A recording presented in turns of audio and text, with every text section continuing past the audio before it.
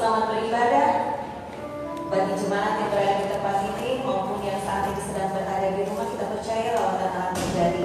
Dimanapun kita berada, kita yakin dan percaya kalau Roh Kudus bekerja. Dimanapun kita saat ini beribadah, kita siapkan hati kita. Kita akan menyembah Tuhan.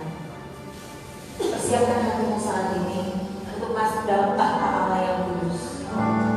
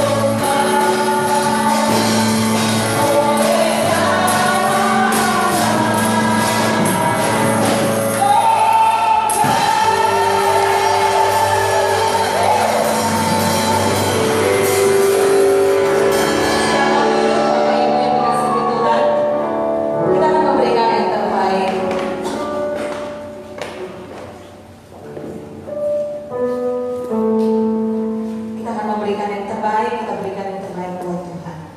Monggo sami dari Gusti.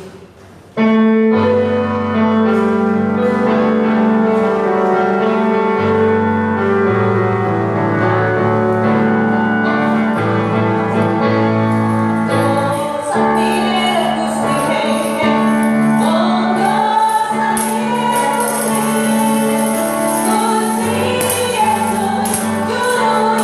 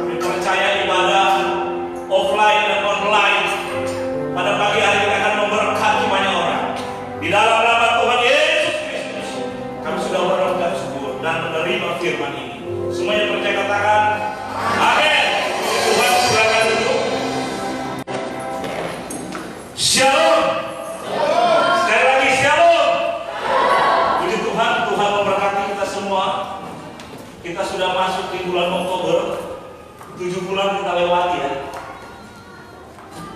Saya percaya itu semua karena anugerah dan cinta Tuhan. Amen. Sejak bulan Juli kita memulai ibadah kita, saya melihat Tuhan menjaga dan menolong kita dan memberkati kita. Semua umat Tuhan sehat-sehat, tetap kuat, saya lihat ya, tetap semangat dan tetap maju dalam Tuhan. Saya percaya karena kita adalah orang-orang yang sudah dipilih dan ditentukan oleh Tuhan. Amin. Kita semua sudah diberkati oleh Tuhan. Amin. Tetap terus saya himbau, kekurangan yang bagi jemaat yang berkurang tetap harus informasikan. Amin. Kita semua jemaat harus saling membantu satu sama dengan yang lain.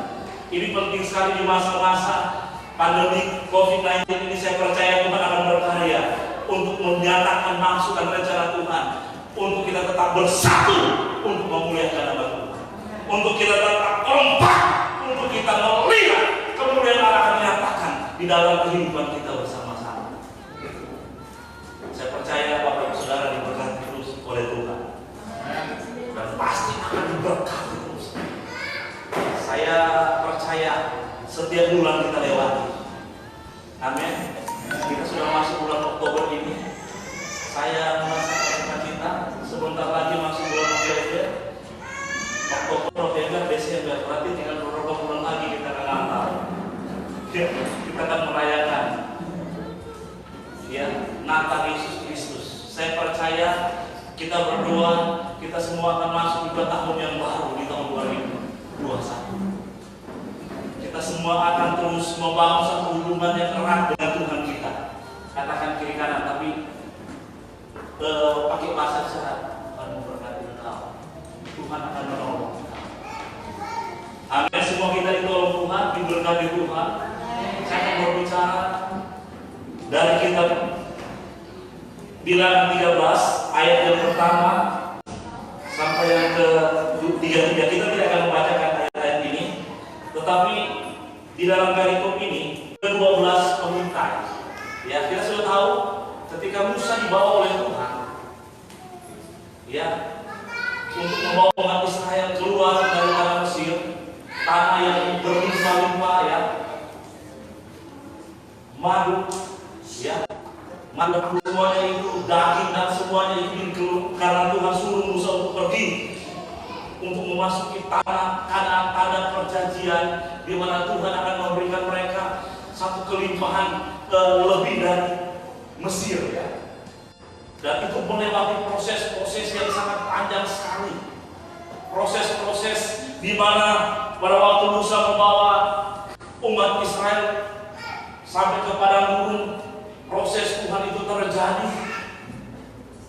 Bayangkan Bapak Ibu Saudara, kurang lebih ada berapa puluh hari atau berapa puluh tahun di padang gurun?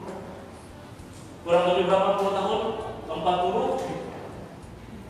Ya, mereka itu berada dalam satu situasi, kondisi di mana mereka harus diproses Tuhan karena tegar-teguknya umat Israel. Mereka memberontak di tengah-tengah proses di mana Tuhan sedang bekerja, di mana Tuhan sedang melakukan sesuatu pada mereka. Bayangkan, itu sangat berat sekali mereka. Tapi saya akan melihat, saya melihat dari dua orang, Kaleb, Yosua dan Kaleb. Mereka adalah orang-orang yang sangat luar biasa sekali, di mana mereka mendapatkan visi Tuhan, di mana mereka ketika Tuhan suruh, dan Yosua dan Kaleb pada waktu dan 12 orang pada waktu itu mereka mengintai tanah Kanaan itu selama ayat yang berlima Bilangan 13 ayat 25. Sesudah lewat 40 hari pulanglah mereka mengintai negeri itu, dan langsung datang kepada Musa, Harun dan segenap umat Israel di Kades di padang gurun Paran. Mereka membawa pulang kabar kepada keduanya dan kepada segenap umat itu, dan memperlihatkan kepada sekalian hasil negeri itu. Bapak Ibu Saudara, kita akan melihat ada 12 orang yang memberikan informasi ketika Musa mengutus mereka untuk mengintai mereka selama berapa hari, 40 hari mereka berada dalam pengintaian itu.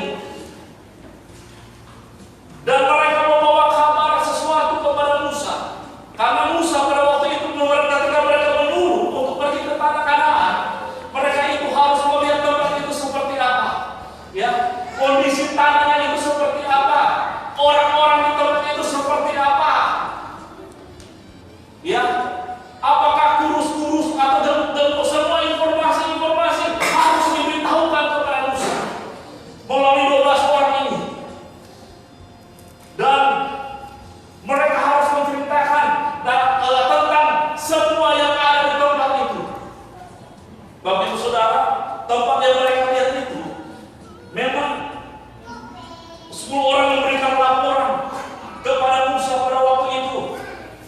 Tempat itu memang subur, ya. Tempat itu adalah berbeda dengan tempat-tempat yang mereka lihat sebelumnya. Hasil buminya itu 2 kali lipat besar daripada mereka saksikan pada waktu mereka di Mesir, di tempat-tempat mereka berada. Mereka menginformasikan kepada Musa bahwa memang tempatnya sangat subur dan sangat baik untuk tempatnya. Tetapi 10 orang ini juga menceritakan tentang apa? Tentang orang-orang raksasa. Ketakutan yang dibangun oleh 10 orang ini menceritakan kepada Musa. Orang Israel mendengarnya sehingga mereka ciut, ya. Mereka merasa ketakutan. Bayangkan orang-orang itu diceritakan di dalam bilangan ini. Saya tidak bacakan semuanya. Di dalam kitab bilangan 13 ini, bagaimana mereka melihat ya, dan mereka memberikan informasi-informasi yang salah. Orang-orang itu memakan orang katanya. Tambah ciumlah orang Israel, tambah ciumlah orang-orang yang akan pergi ke tempat itu. Bapak Ibu Saudara melihat 10 orang ini berkata kepada Musa, itu sesuatu yang tidak baik. Memang awalnya mereka menceritakan sama dengan kedua yang disaksikan oleh Yosua dan Kaleb. Itu benar tidak yang disaksikan mereka awalnya. Tapi memasuki itu roh intimidasi, roh ketakutan, kecemasan yang mulai dibangun atas 10 orang ini. Sehingga terjadi apa? Pemberontakan. Tetapi tampillah 2 orang ini. Siapa Bapak Ibu Saudara? Yosua dan Kaleb. Dia menenangkan hati umat Israel dan menceritakan kepada Musa bahwa tempat itu memang berlimpah-limpah. Hasil, ya, buminya sangat luar biasa.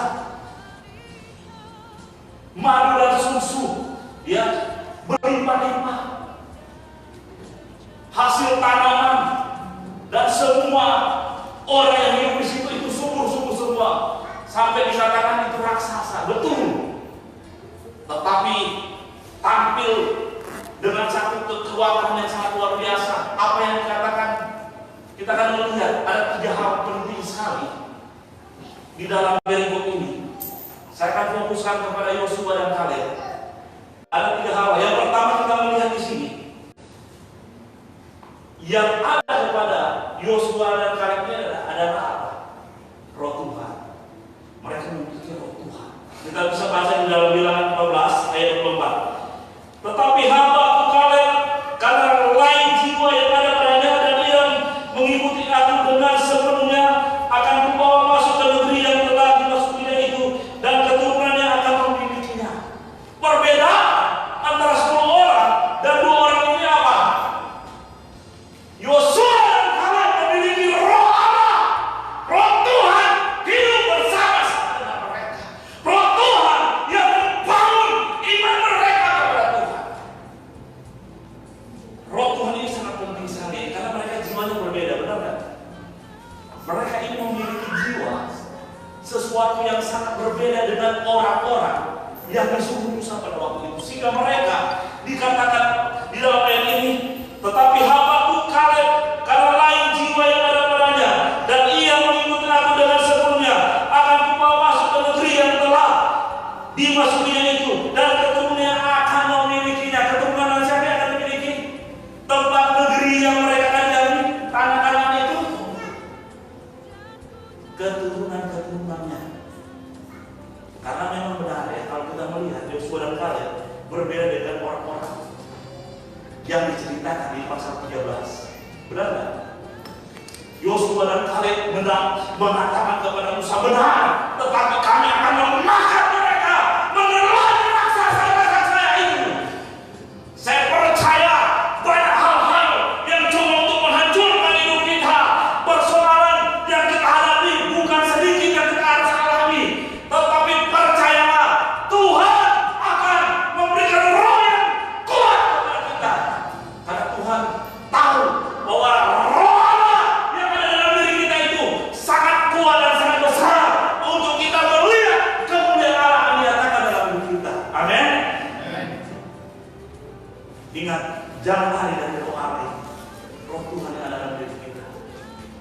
situasi kondisi bisa datang, tetapi Roh Allah akan bangun satu kekuatan bagi hidup kita. Roh itulah yang akan membuat engkau kuat menghadapi apapun. Roh itulah yang akan menghibur engkau ketika engkau susah, ketika engkau sulit. Roh itulah yang akan membuat engkau bergairah untuk melakukan sesuatu, hal-hal yang besar di depan sana. Amin. Seperti yang saya katakan, kalau kita hidup di dalam Roh Tuhan, engkau akan melihat banyak mujizat-mujizat Allah akan nyatakan dalam hidup. Kalau Roh Allah ada di tengah-tengah kita, kita akan berapa? Bersukacita. Bila Roh Allah ada di dalamku, bukan menari seperti yang menari, bukan menari itulah yang Tuhan akan berikan kepada kita. Bila Roh Allah ada, kalau Roh Allah yang tidak ada tinggalkan kita, itu sangat berbahaya dalam hidup kita. Salah satu contoh yang pernah ditinggalkan Roh Allah siapa? Raja Saul. Memang dia jadi gila. Semua pemikirannya itu kotor, ya, korupsi, membunuh, menghancurkan. Karena firman Tuhan katakan ya, bahwa Roh Allah ini akan memimpin hidup kita untuk menuntun kita, supaya kita akan menjadi orang-orang yang iris. Bapak Ibu Saudara tahu, ketika Saul pada waktu dia Roh Allah keluar dari diri, dia menjadi orang yang sangat jahat sekali. Tidak melihat teman, tidak melihat sahabat, dia bakar habis. Korbannya Daud, tetapi Tuhan melindungi Daud. Amin.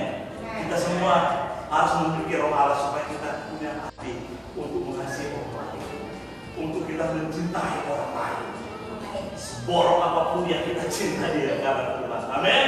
Kita mengasihi dia karena Tuhan ada dalam diri kita. Kondisi-kondisi seperti ini, kita menghadapi masalah yang sama. Benar kan? Banyak orang mungkin akan mencemooh kita, mengatai kita, tapi Tuhan beserta dengan kita. Immanuel ini akan selalu berada bersama-sama dengan kita. Allah Immanuel tidak pernah meninggalkan Bapak Ibu Saudara. Saya percaya kita punya Allah Immanuel. Amin. Allah yang tidak pernah membiarkan kita ketika kita susah, ketika kita sulit, ketika kita merasa kecemasan, ketakutan yang coba untuk menghancurkan kita. Oleh sebab itu, siapakah temanmu? Itulah yang menentukan kau kuat atau tidak. Ada satu waktu saya menentukan orang, dan orang ini diganggu dalam kepemimpinan saya. Saya katakan maju, saya untuk, tapi karena ada tangan saya. Kenapa saya katakan demikian? Karena Tuhan sudah masuk dalam saya, dan saya memilih orang ini harus jadi hamba Tuhan. Dan sampai sekarang kuat. Jangan mundur dari pelayanan. Lebih baik maju terus dan lihat Tuhan akan bekerja atas hidupmu dan kembali hamba Tuhan yang hebat. Karena saya melihat proses Tuhan itu. Kalau Roh Allah sudah memimpin, Dia yang akan menuntun hidupmu. Engkau bisa salah, engkau bisa tidak berdaya. Oh, kalau gembala begini, tidak. Kalau Tuhan pimpin saya untuk menunjuk Dia, tidak ada yang mengganggu juga. Karena saya tahu Tuhan yang akan menuntun dan memimpin Dia dan akan memakai Dia dengan luar biasa. Anda punya kesalahan akan hilang. Oleh karena apa? Karena Anda berserah total kepada Tuhan. Engkau akan diproses, memang sakit. Maju untuk melayani Tuhan itu enggak gampang. Dia harus melewati masa-masa yang berat. Tapi ingat, Roh Allah akan beserta dengan engkau. Memang sejak awal saya hanya dekat dengan 3-4 kakak. Itu waktu ya, 4-3 kakak orang. Tapi dengan waktu yang berjalan, jemaat semakin bertambah. Saya harus tingkatkan jadi 6 kakak. Karena saya tahu 3 kakak ini sudah kuat. Kalau mereka terus berada di dalam satu kondisi yang tidak kuat, mereka harus bangkitkan roh itu. Karena Tuhan beserta dengan mereka. Amin. Saya percaya Tuhan memakai kita dengan luar biasa. Jangan terus kasih susu. Amin. Pemimpin harus kuat. Katakan pemimpin harus berani. Biar nanti kita akan lihat. Yang kedua, kita akan melihat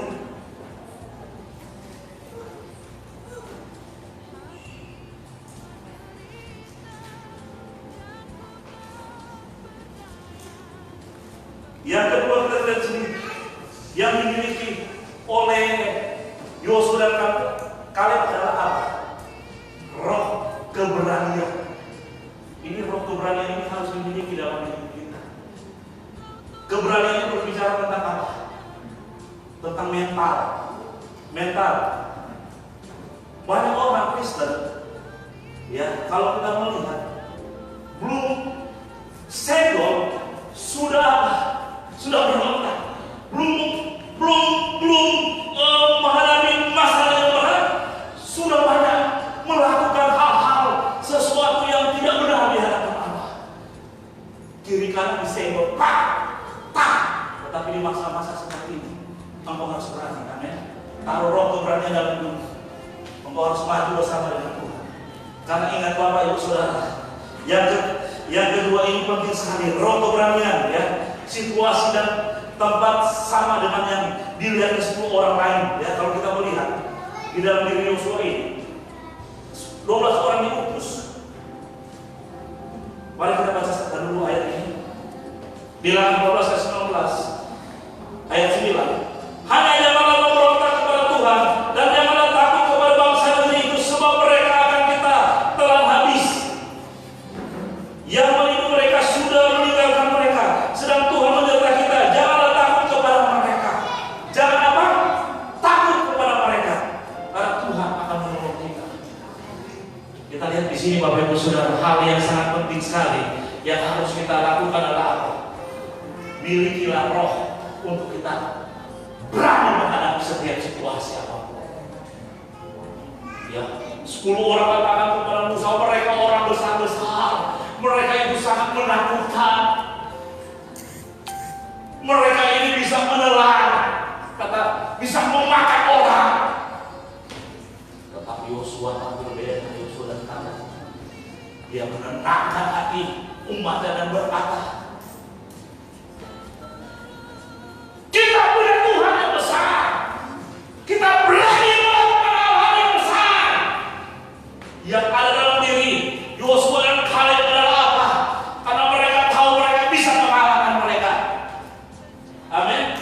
Tuhan akan membangun sesuatu, pelayanan yang besar, kalau kita ada roh keberanian. Jangan takut dengan menghadapi masalah, Bapak Ibu Saudara. Kita akan ada masalah banyak.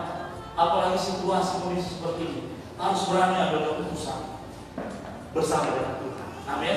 Harus berani mengambil satu tindakan iman, karena Tuhan yang akan menolong kita, karena Tuhan yang akan menolong kita, karena Tuhan yang akan menjaga dan memelihara kita. Saya banyak melihat mujizat Allah di tengah-tengah kondisi yang sangat tidak menentu. Saya banyak melihat kuasa Tuhan yang ada. Sampai saya melihat ada beberapa keluarga yang diberkati Tuhan di masa-masa susah seperti ini, karena mereka berani menyatakan bahwa Tuhan itu besar, Tuhan itu dahsyat, Tuhan itu luar biasa. Saudara, percaya atau kan diberkati di masa-masa seperti ini? Amin. Engkau harus berani menghadapi situasi, jangan cimut, jangan takut, jangan khawatir, karena Tuhan berserta dengan engkau. Amin. Jangan munculkan roh ketakutan dalam hidupmu, roh kecemasan berlebihan dalam hidupmu. Engkau harus punya visi ke depan apa yang Tuhan mau lakukan dalam hidupmu. Harus memiliki roh keberanian. Iya, saya berani karena Tuhan beserta dengan saya. Roh ini harus terus dimunculkan dalam hidup kita. Roh ini harus terus menerus dilatih dalam hidup kita. Ketika ketakutan datang, kekhawatiran datang, benar ya? Tampar dia. Ketika sudah mulai merasuk roh untuk memberontak, tempelin dia. Amin. Amin. Ini kita mesti berani, Bapak Ibu Saudara. Kita harus punya iman yang besar di dalam Tuhan. Inilah seakan-akan Yosua dan Kaleb memiliki roh keberanian ini, sehingga mereka berani melakukan sesuatu yang besar. Karena kita tidak bisa melakukan sesuatu kalau kita tidak berani. Amin. Mau berani? Siapa berani? Tidak. Katakan saya berani. saya berani.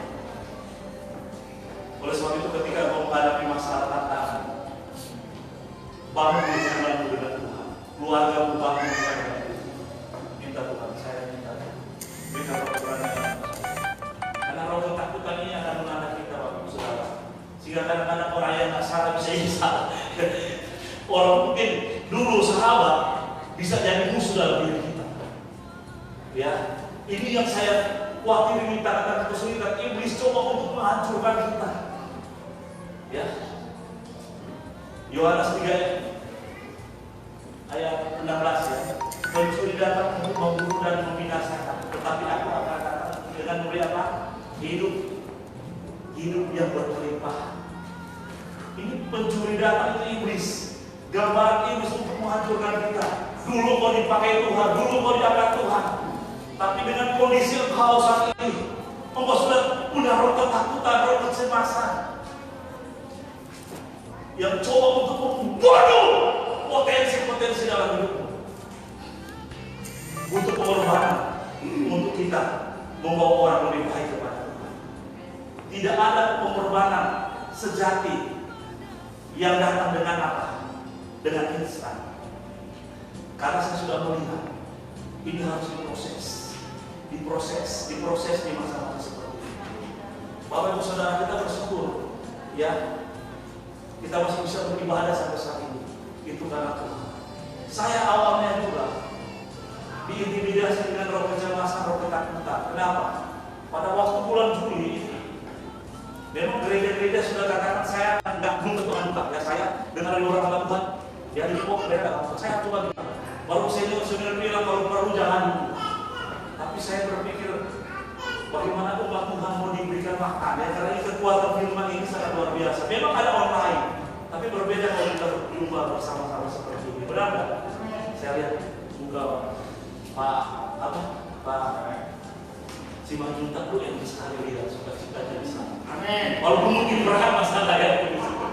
Saya lihat mungkin Pak Agus mungkin ya. Kalau saya nggak lihat, tapi saya jadi Pak Agus kadang-kadang sering karena ada doing business. Saya tahu sudah tulus, terang saya. Itu sukacita yang tersendiri, benar?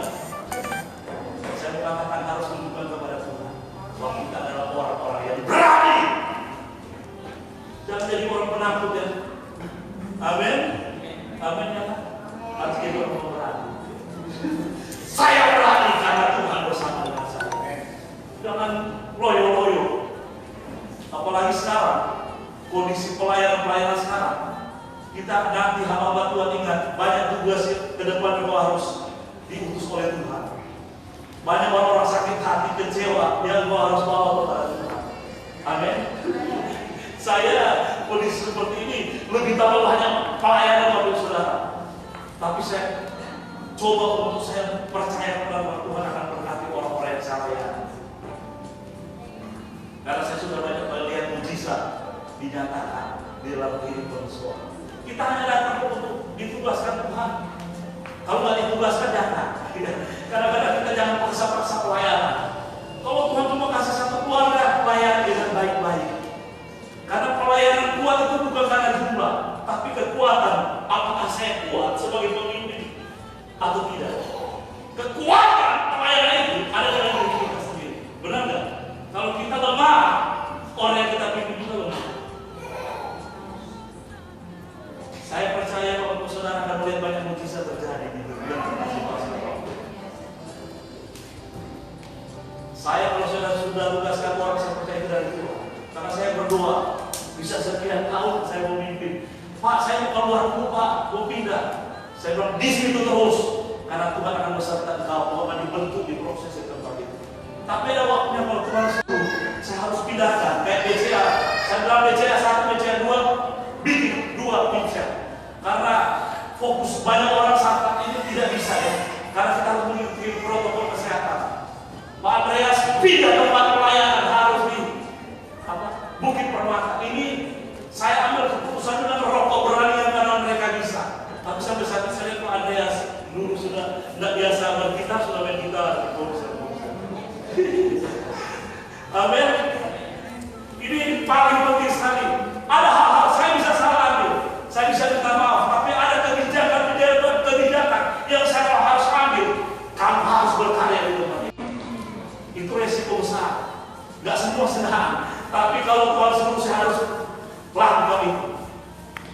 Cuma Pak Derek yang hanya 4 tahun saja. Amin.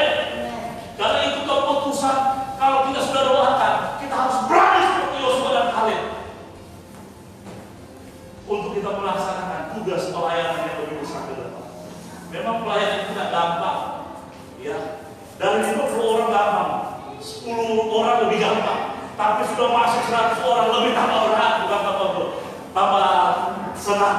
Kadang-kadang belum melewati proses. Ada satu keluarga memang ini proses yang sangat besar. Kalau saya berpikir dulu, saya lebih enak saya masuk ke rumah Karis Indonesia. Kita punya rumah Karis dulu. Tapi saya tanggung jawab yang besar di satu pelayanan persekutuan ini. Saya nggak untuk ambil walaupun di sini lebih besar. Karena saya sudah tahu orang-orangnya. Tetapi saya percaya Tuhan taruh tempat saya untuk saya bimbing, untuk saya masuk. Biarlah waktu yang akan menjawab. Kalau Tuhan bilang stop, ya saya stop. Kalau saya Tuhan suruh maju, saya harus maju. Karena Tuhan beserta dengan kita. Amin. Yang ketiga, terakhir ini.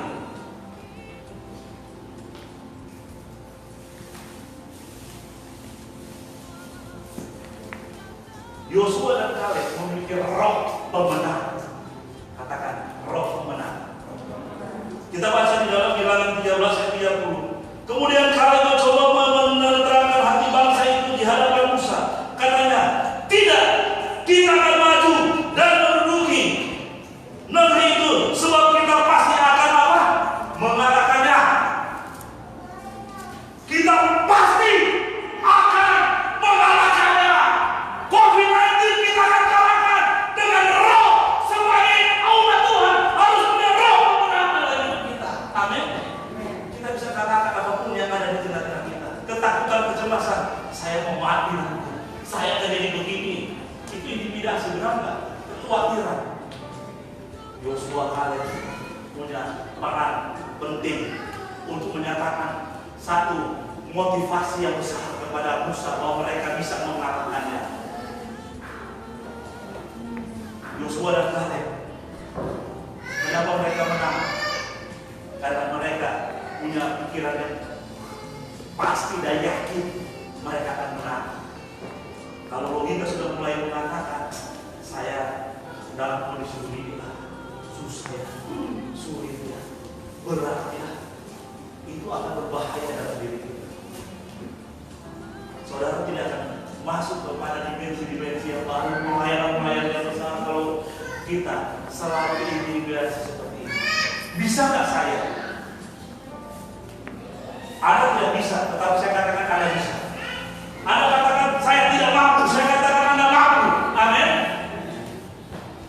Ada harus hadapi tantangan itu, ada harus hadapi masalah itu, ada harus hadapi apa yang berhadapan dengan kita. Kita adalah orang-orang yang menang.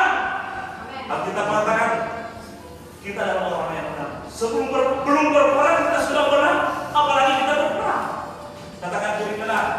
Belum berperang aja kita sudah jadi pemenang. Ya. Coba anak muda katakan, belum berperang saya sudah menang. Ya. Ini Alkitab katakan kita adalah umat pemenang. Ada satu pujian, kita adalah umat pemenang. Belum berperang sudah dikasih roh pemenang. Apalagi kita berperang, pasti kita akan memenangkan pertandingan yang ada. Haleluya, puji Tuhan. Mau jadi orang pemenang? Milihlah itu. Karena kenapa banyak orang gak jadi pemenang? Diintimidasi. Ya, gak bisa lah saya Pak. Saya kan masih baru. Anda belum tentu Anda baru, tapi Anda pasti akan melihat kalau Anda tetap setia, taat.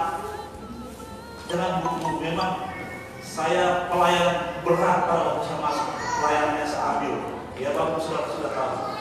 Tetapi saya percaya saya ada di situ karena Tuhan.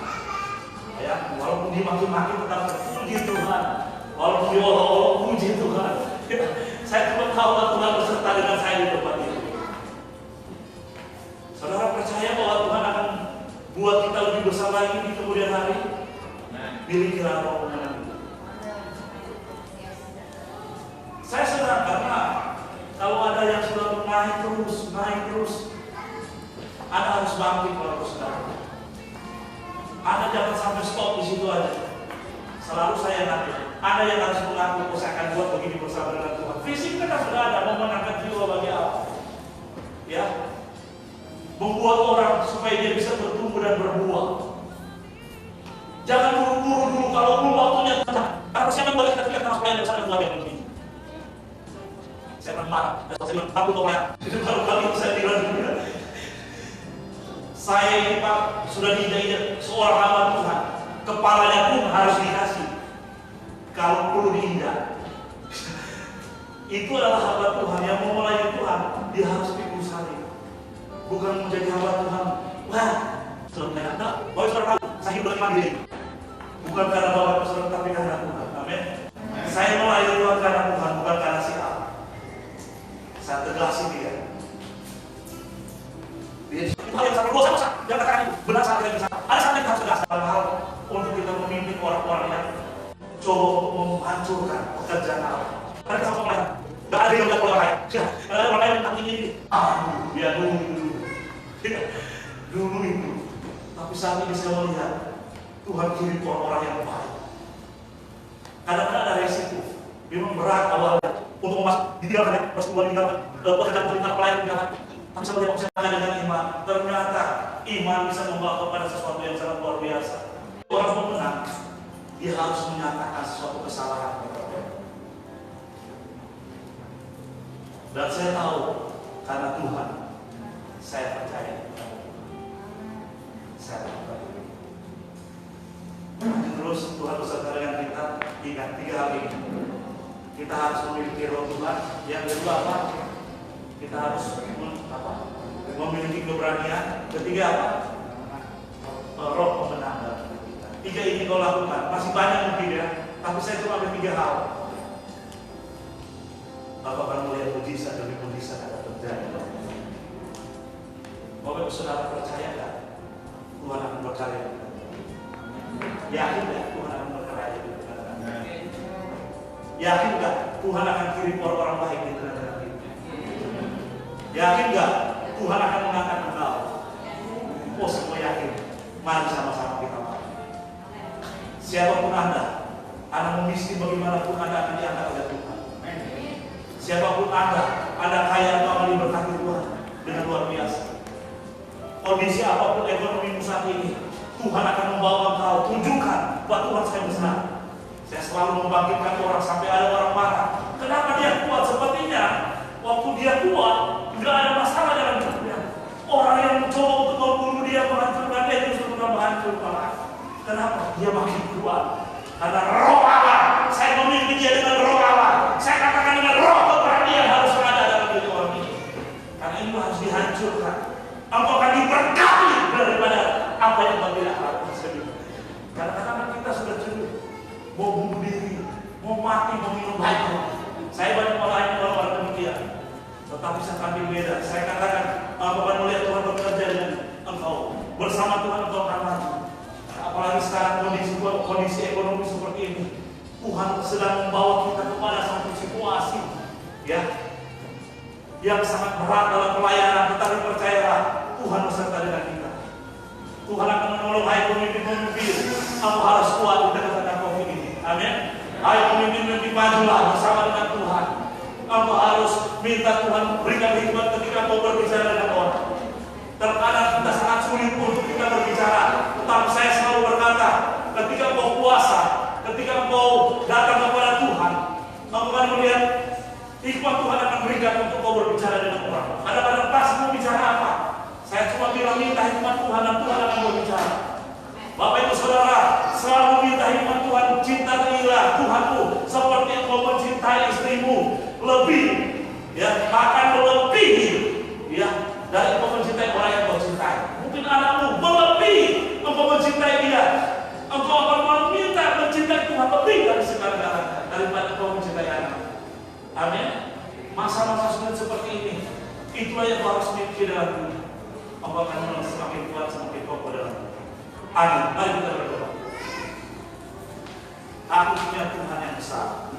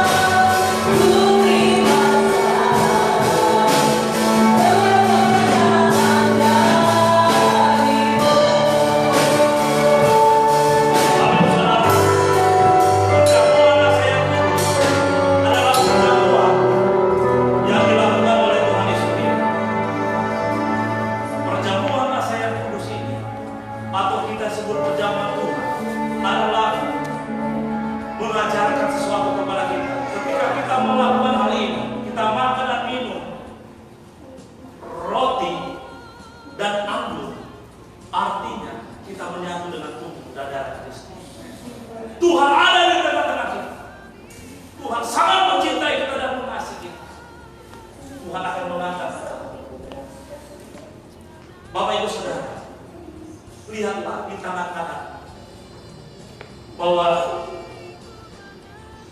tubuh ini telah dicabik-cabik. Tubuh ini telah diremuk oleh karena kita. Yesus sudah menderita untuk kita. Yesus sudah masuk di masa dia harus mengalami penderitaan itu. Menggambarkan bahwa kita anak-anak yang dikasihi dan dicintai. Dia datang kepada umat pilihannya. Karena begitu besar kasih Allah kepada kita. Sehingga kita bisa masuk di dalam perjamuan Asya bersama dengan Tuhan sendiri. Di dalam perjamuan yang dilakukan oleh Tuhan Yesus.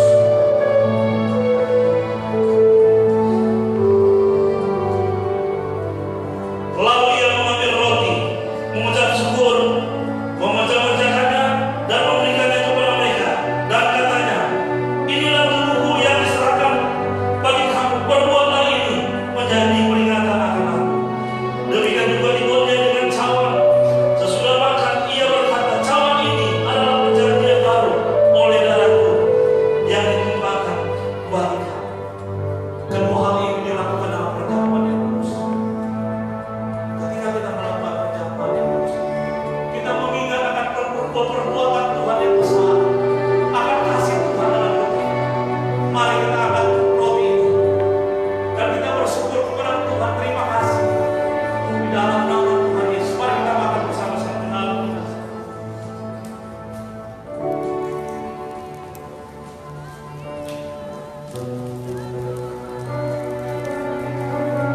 Terima darah Yesus, darah perjanjian antara Allah dengan kita.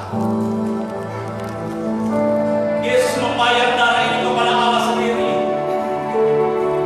Yesus membayar